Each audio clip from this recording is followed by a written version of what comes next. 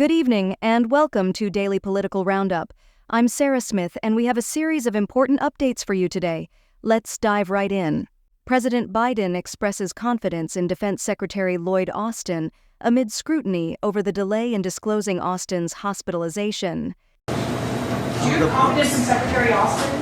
I do. I'm sorry. Good. How you doing? Was it a option? I can't for him not to tell you earlier. Yes.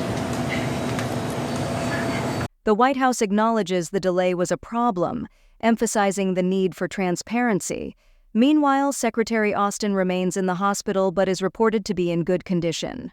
President Biden faces criticism from progressive members of Congress for conducting airstrikes against Iran-backed Houthi rebels in Yemen without seeking congressional authorization. The Constitution requires that if there is not an imminent threat of self-defense, that he has to come to Congress. And here we know by your own reporting that this has been going on since December. He's assembled an entire international coalition. He certainly should have come to Congress so that we can discuss whether this actually could put more American troops at risk. I'm concerned about retaliation in Iraq and whether it could draw us into a Middle East war. While some lawmakers condemn the Houthi attacks, others argue that Congress should play a constitutionally mandated role in such decisions. A New York State judge orders former President Trump to pay nearly $400,000 in legal fees to the New York Times over a failed lawsuit. The lawsuit stemmed from a Pulitzer Prize-winning series on Trump's undisclosed finances. In his ruling, New York Democrat Supreme Court Judge Robert Reed said that Trump's allegations against the New York Times fail as a matter of constitutional law. Trump's attorneys argue against the amount, calling it exorbitant.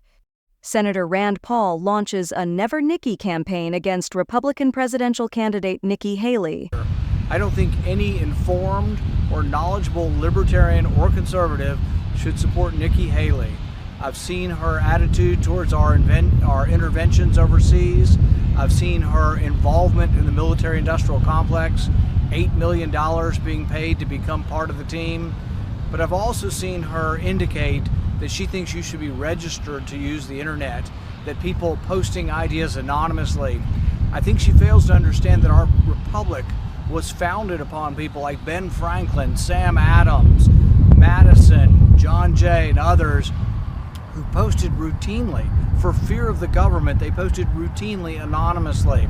And I think her failure to really understand that, or to think that you should register through the government somehow for the internet, is something that should disqualify her in the minds of all libertarian-leaning conservatives.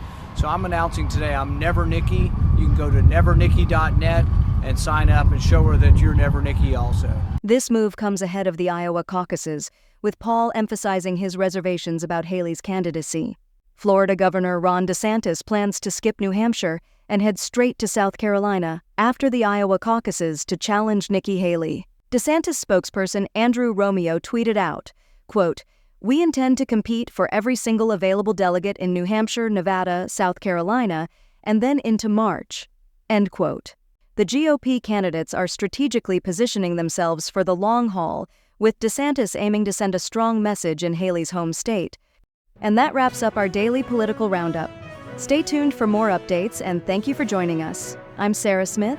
Enjoy your weekend.